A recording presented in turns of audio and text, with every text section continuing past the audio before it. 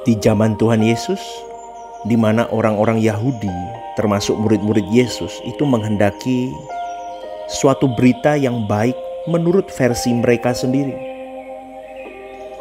Ternyata itu juga terjadi di zaman sekarang ini, saudaraku. Banyak orang menghendaki suatu berita Injil yang tidak mengganggu zona nyaman mereka. Suatu Injil yang menurut mereka sopan dan tidak aneh. Injil yang dapat diterima semua kalangan tanpa menimbulkan resistensi. Injil yang bisa mengubah dunia yang sulit ini menjadi dunia yang mudah dijalani. Injil yang bisa mengikuti apa kesukaan dari manusia di zamannya. Mengikut Tuhan Yesus menjadi kesempatan untuk menciptakan Firdaus di bumi. Tapi kekristenan yang sejati adalah ajakan untuk mengenakan semangat hidup Tuhan Yesus. Untuk mengerti semangat hidup Tuhan Yesus, kita harus membedah semua isi Alkitab, saudaraku. Terutama Perjanjian Baru. Dan kita harus sungguh-sungguh memahami isinya. Selanjutnya harus ada pribadi-pribadi yang menampilkan kehidupan yang ciri-cirinya jelas menunjukkan kehidupan Tuhan Yesus. Semangat hidup Tuhan Yesus pada dasarnya adalah mengerti apa yang dikehendaki oleh Bapanya dan melakukannya. Dalam hal ini, setiap orang percaya harus mencari kebenaran yang membuka mata hatinya untuk mengenal Allah dan sungguh-sungguh mengalami Tuhan setiap hari. Pada akhirnya setiap orang percaya harus sampai pada level hidupku bukan aku lagi, tetapi Kristus yang hidup di dalam aku. Galatia 2:19-20. Kenyataannya saudaraku, tubuh yang kita hidupi sekarang ini adalah hidup dalam semangat yang kita warisi dari orang tua, dari cara hidup manusia di sekitar kita. Ini boleh disimpulkan berarti kita masih memiliki diri kita sendiri. Kita belum menjadikan Tuhan Yesus sebagai pemilik kehidupan ini. Kita belum menjadikan Tuhan Yesus sebagai Tuhan dalam hidup kita. Kita belum menjadikan Tuhan Yesus sebagai majikan atau tuan dalam hidup kita. Kalau seseorang sadar dan berusaha keluar dari kepompong yang membelenggu hidupnya, maka Tuhan akan menolong sehingga ia bisa dimerdekakan, saudaraku. Terkait dengan hal ini hanya kebenaran yang dapat memerdekakan. Tapi malangnya banyak orang Kristen tidak menyadari akan hal ini. Mereka masih terbelenggu dengan pikiran mereka yang masih sangat duniawi. Sejatinya saudaraku, yang mengontrol kehidupan mereka adalah dunia ini. Sebab dunia inilah yang menjadi tujuan dan kesukaan di dalam hidupnya. Hari-hari hidup mereka hanya dihabiskan untuk menjalani kehidupan rutin, tanpa berusaha menambah pengetahuan akan kebenaran yang dapat memerdekakan mereka. Mereka puas sebagai orang baik. Mereka puas sebagai orang-orang baik yang tidak terpidana. Padahal mereka jauh dari standar kebenaran Tuhan yang harus dikenakan oleh orang percaya.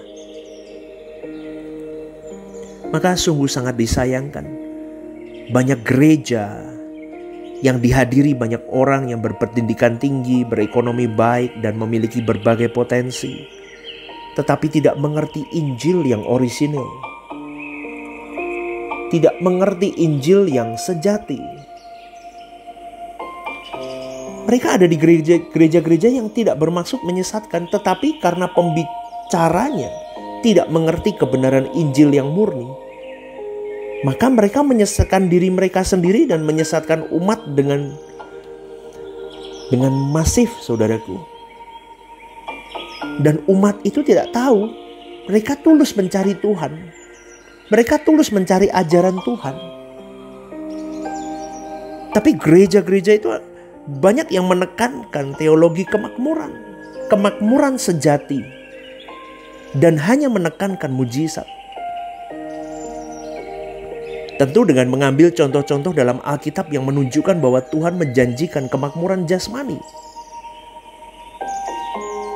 Dan model begini laku, saudaraku. Banyak pengikutnya. Karena sesuai dengan semangat hidup dan semangat zamannya. Kita harus mengerti bahwa kelimpahan materi itu hanya ditujukan kepada bangsa Israel. Orang percaya dalam hidup yang sementara ini harus hanya mencari kebenaran untuk menjadi serupa dengan Tuhan Yesus. Orang percaya memang harus bekerja dan memiliki kekayaan sebanyak mungkin. Tetapi semua itu harus dipersembahkan untuk kepentingan Tuhan. Tidak boleh fokus hidupnya hanya untuk mencari kekayaan dunia.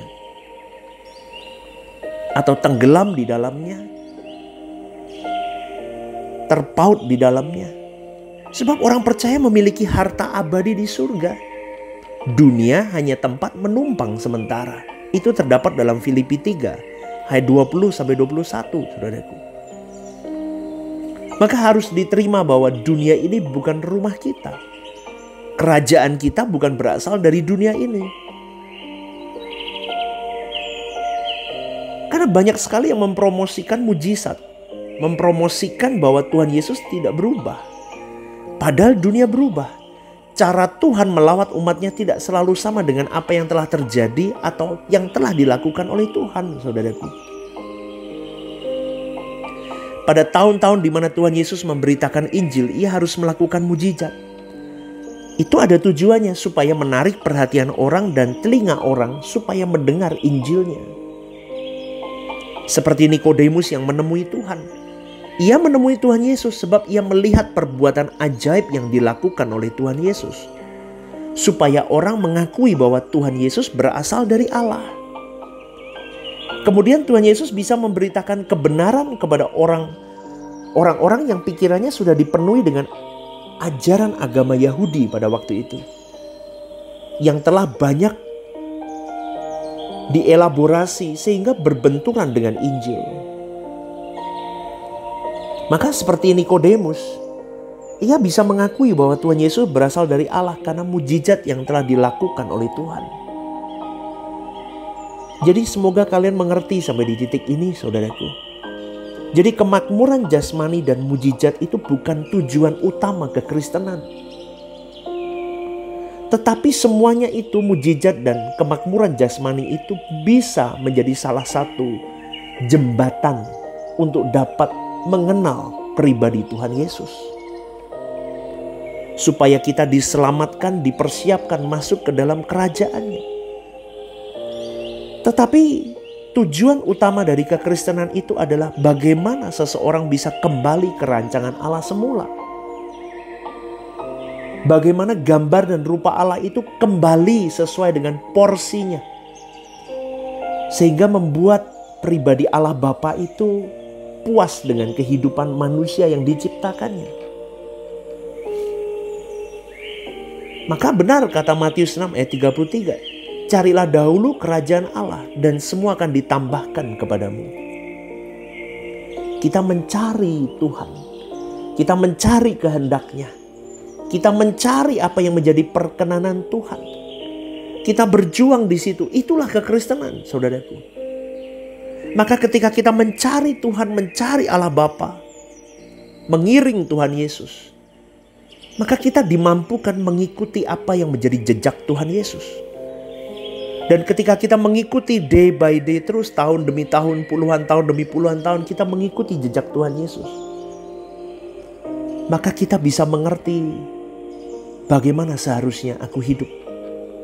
Bagaimana seharusnya aku bertindak.